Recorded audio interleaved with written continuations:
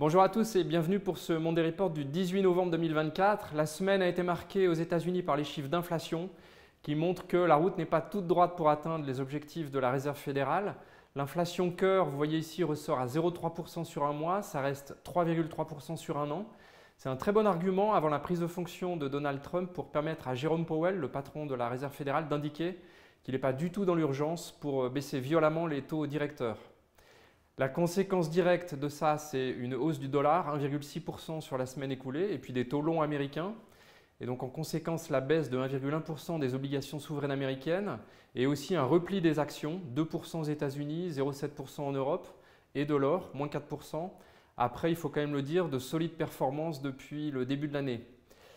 Cette semaine, on va suivre les indices PMI aux États-Unis et en Europe. La dichotomie reste très marquée entre les services, qui sont plutôt en territoire d'expansion, et puis la sphère manufacturière, qui est à la peine et en contraction au niveau global. Du côté de nos portefeuilles, on reste acheteur de Disney sur la publication de bons résultats annuels 2024 la semaine dernière, à la fois dans le streaming et dans les parcs d'attractions, ce qui est une bonne nouvelle, et puis aussi sur l'annonce d'objectifs positifs à horizon 2027, ce qui n'était pas forcément attendu par le marché. C'est tout pour aujourd'hui, merci de votre attention et je vous souhaite une excellente semaine.